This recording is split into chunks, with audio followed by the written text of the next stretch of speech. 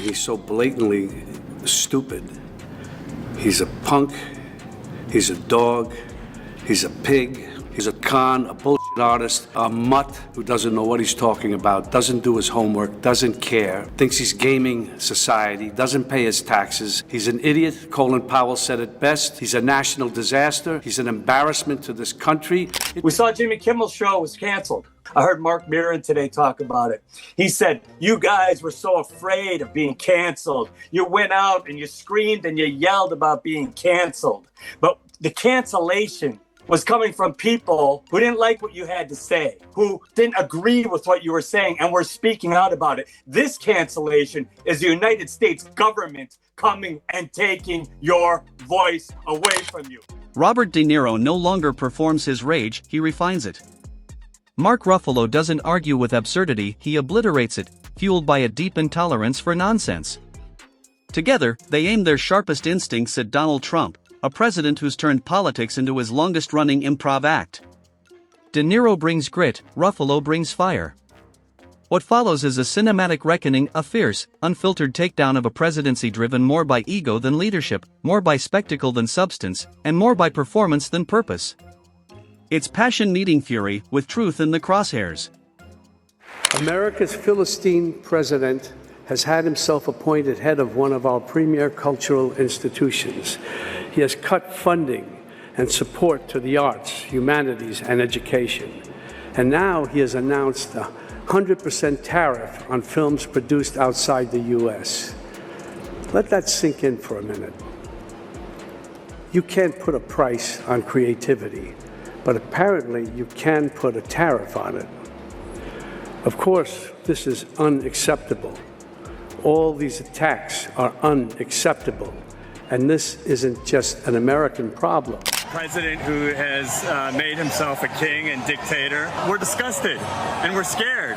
And we know that the only way to fight this now is for the people, is to come together. Trump is trying to take our freedoms away, so we have to be reminded of what those freedoms actually are. This president does not care about any of our founding fathers' principles. This is an awakening. If you're enjoying this video, don't forget to subscribe to the channel and hit the bell icon for more. De Niro doesn't need a script to roast Trump, experience is his sharpest weapon. He's played gangsters, boxers, and madmen, but even he couldn't dream up a character as chaotic as Trump. Ruffalo, meanwhile, embodies heroes who rage for justice, making it poetic to watch him unload on a president who treats the White House like his own movie set. Together, they turn critique into art, exposing the absurdity of a presidency fueled by ego and drama. Trump's time in office feels like a blockbuster no one asked for, starring confusion as the lead, denial as the sidekick, and accountability as the missing cast member. Every tweet, tantrum, and policy blunder plays like an outtake from a bad script. I don't mean to scare you. No, wait, maybe I do mean to scare you. If Trump returns to the White House, you can kiss these freedoms goodbye that we all take for granted. And elections, forget about it. That's over. That's done. If he gets in, I can tell you right now, he will never leave. He will never leave. The irony is pure cinema. De Niro's precision collides with Ruffalo's raw energy, turning Trump's presidency into the extended cut of dysfunction. De Niro studies Trump the way a method actor studies chaos, searching for motive, finding only vanity. Ruffalo amplifies the heat, dissecting every headline like a plot twist penned by a writer who gave up on logic. Together, they don't just roast Trump's actions, they unravel the screenplay behind them, the obsession with image, the denial of truth, and the craving for applause louder than reason. It's performance masquerading as power, exposed in full view.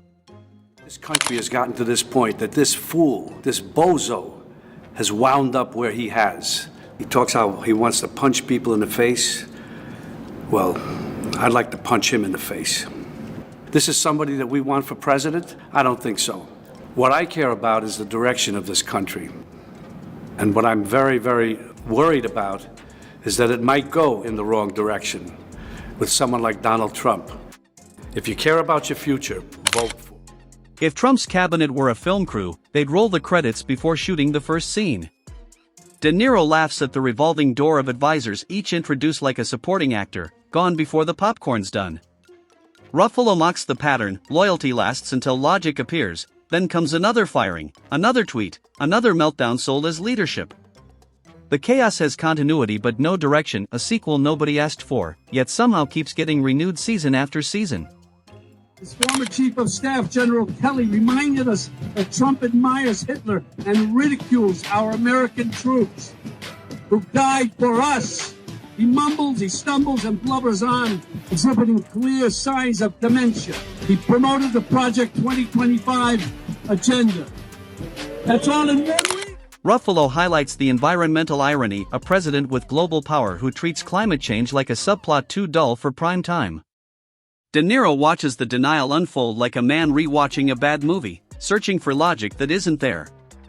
Every summit becomes a photoshoot, every policy rollback a headline stunt, every appearance a masterclass in missing the point. Trump isn't leading, he's performing. And De Niro's face says it all, he's witnessed more convincing performances in detergent commercials. The tragedy? This show still airs worldwide.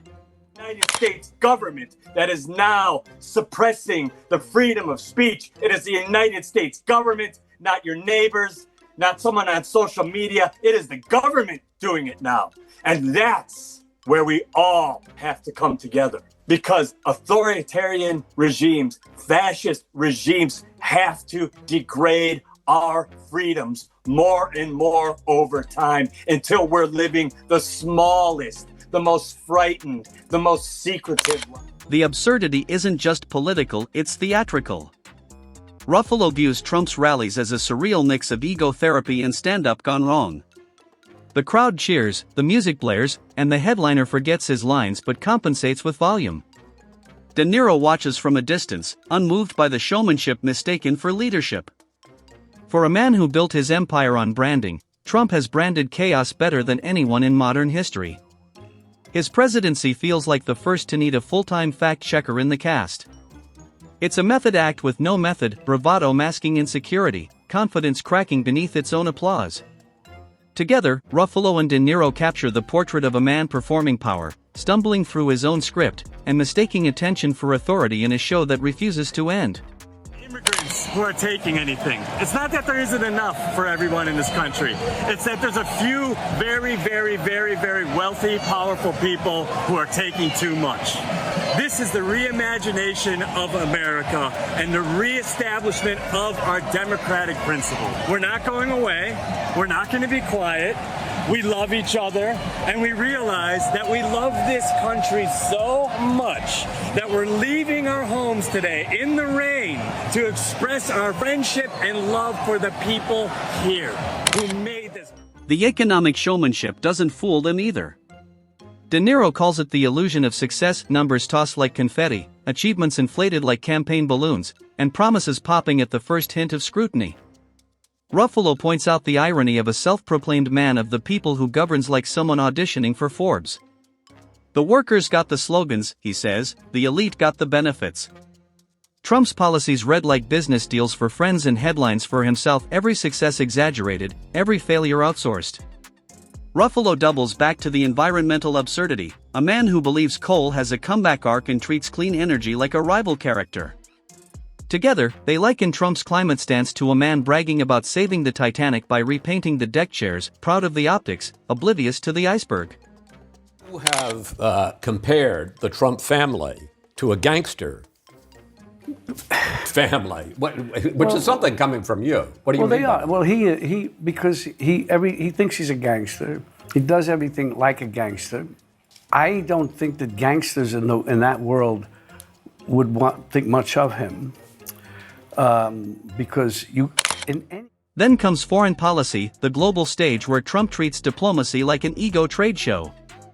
De Niro dissects the photo ops with dictators, the chest-thumping bravado, and the Twitter diplomacy that feels like it needs a rewrite. Ruffalo adds that the world isn't confused anymore, it's entertained. Global leaders have stopped expecting strategy and started watching the spectacle like international reality TV. Ruffalo likens Trump to an actor refusing to leave the stage long after the play has ended. Every statement, tweet, and tantrum feels like an audition for relevance. The country isn't watching a president, they're watching a man terrified of silence. The Oval Office has turned into a soundstage, and Trump performs to the camera with the desperation of someone who knows the curtain could fall at any moment. We're fighting like hell for the democracy we once took for granted. And that affects all of us. That affects all of us here because the arts are democratic. Art is inclusive. It brings people together. Like tonight, art looks for truth. Art embraces diversity. And that's why art is a threat. That's why we are a threat to autocrats and fascists. Even Melania's quiet detachment doesn't escape their commentary. Ruffalo calls her the human embodiment of buffering, always present, yet disconnected, as if waiting for the Wi-Fi of empathy to reconnect. De Niro, ever the realist, suggests she's the only one who truly understands the performance, the lone observer who sees the act for what it is and chooses silence as survival. Together, they turn her calm into a mirror reflecting the madness beside her, a living metaphor for the nation's fatigue. Ruffalo shifts focus to the cultural fallout, the normalization of outrage, the erosion of empathy, and the triumph of spectacle over substance. Trump's presidency, he argues, is a masterclass in distraction, not governance, but viewership management. The news cycle has become serialized entertainment, where outrage fuels ratings and truth takes the commercial break. The tragedy, Ruffalo adds, is that America keeps watching because it can't look away, trapped in political Stockholm syndrome, addicted to the drama. De Niro closes with brutal clarity: this isn't leadership. It's performance art that refuses to end, a show that mistakes attention for achievement and leaves the audience wondering when the credits will finally roll. Can't be arrested and tossed into a dungeon or a detention center or a concentration camp or some damn basement without a fair trial. We don't with that. Sadly, today Donald Trump and the administration of billionaires, crackpots, and ice brigades have taken over. We are gathering here by the hundreds of thousands in locations of thousands around the USA and the world in the spirit of our founding fathers, and our brothers and sisters of the Boston Tea. Ruffalo dives into Trump's obsession with loyalty, noting how it's never about principle, it's about personal worship. In Trump's world, dissent is betrayal, facts are flexible, and reality exists only as long as it flatters him. De Niro joins in, dissecting Trump's relationship with the truth. It's not just lying, he says, it's rewriting reality in real time. Every statement becomes an improvisation, every contradiction a new plot twist. Ruffalo compares it to an endless improv session with no script, no boundaries, and no director, where the performer believes the performance more than the audience does. De Niro watches it unfold like a filmmaker studying a method actor gone rogue, one who refuses direction, rejects rewrites, and insists the ad-libs are genius. Ruffalo laughs, calling it method delusion, a role so immersive that even the actor forgets it's fiction. Together, they paint a portrait of a presidency where performance overtook purpose, and ego became the only guiding principle. Every briefing is a monologue, every crisis a stage cue, every fact a prop to be bent or discarded. The show never ends because the star can't afford to step off stage, the applause is his oxygen, and silence his greatest fear. Last quick question: if you could make one person disappear for good, not only magical tricks, but just for good, who would it be? I was asked that. I don't think I'd make anyone disappear. Even the worst person that's around, and there's plenty, they're here for us to learn something from them, you know? They got their place here. And so as much as I might hate them and loathe them and despise them. So there is a list of people There's that you despise. There's one big one, but I Who? almost. Because that would have been funny. Then comes the question of legacy, what Trump leaves behind when the credits finally roll. De Niro says the damage isn't just political, it's psychological, the division, the hostility, the erosion of trust. It's the hangover after the longest political party in history. Ruffalo adds that future historians won't need textbooks, they'll need therapy. Civic engagement has turned into survival instinct. Americans no longer debate policy, they debate sanity. De Niro highlights the irony of a billionaire claiming to fight for the working class while outsourcing compassion to slogans. Ruffalo calls it patriotic cosplay, flags as props, outrage as marketing, and populism as performance art. They agree that Trump's greatest special effect wasn't policy, but illusion, convincing millions that spectacle was substance and chaos was strength.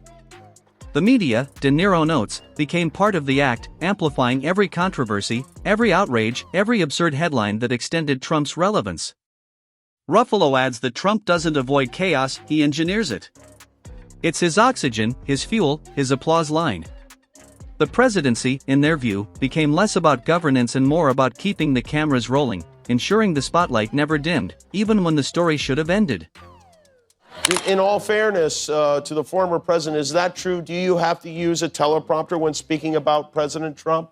Or are you able to just kind of riff on your thoughts on him?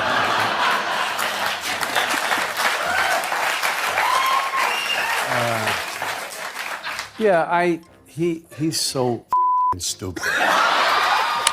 De Niro's tone sharpens when he speaks of decency, the missing ingredient in Trump's leadership recipe. It's not just failed policy, he says, it's empathy gone extinct. Ruffalo adds that leadership without compassion is just manipulation, and power without restraint eventually collapses under its own weight. The tragedy isn't that Trump deceived people, it's that he made chaos feel normal. De Niro likens it to living in a movie where the villain wins by convincing everyone it's a comedy. Ruffalo highlights the irony of Trump's resilience. Scandals that would end most presidencies only seem to fuel his following. It's political physics rewritten, corruption as charisma, outrage as loyalty. Together, they conclude that Trump's real genius isn't strategy but shamelessness. He never concedes defeat, he simply rebrands disaster as destiny and sells it as proof of greatness. You really worry that if he were to win again, and I'm not saying this like it's such a far-fetched notion, if he were to win again, that he would not give up power? You know he won't. You know he won't. He even said it. He's never going to give it up. And anybody who deludes themselves in thinking that he is. And that's where De Niro and Ruffalo's demolition feels complete, not because they mock Trump, but because they expose the machinery behind the madness. They peel back the layers of spectacle to reveal the hollow engine beneath, a man driven not by conviction, but by the constant need for validation. The myth of control evaporates, the illusion of purpose collapses, and what remains is a performance so desperate for attention it mistakes applause for approval. It's comedy and tragedy, satire and documentary all at once, a show that refuses to end even after the audience has seen through the act. Trump's presidency continues like a rerun that won't fade from the schedule. Melania maintains her quiet poise, and the spectacle keeps spinning like a circus that forgot to close its tent. But thanks to voices like De Niro and Ruffalo, the curtain has been pulled back. The illusion has cracked. The glitter has dulled.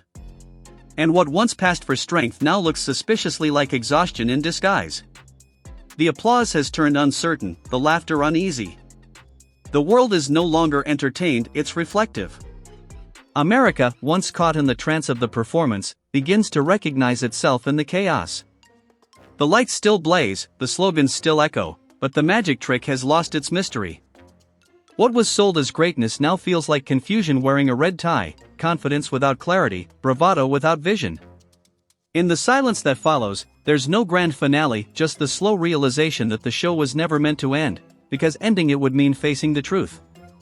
And as the cameras keep rolling, De Niro and Ruffalo remind us, every performance eventually meets its audience's awakening. The question now is, who walks off stage first?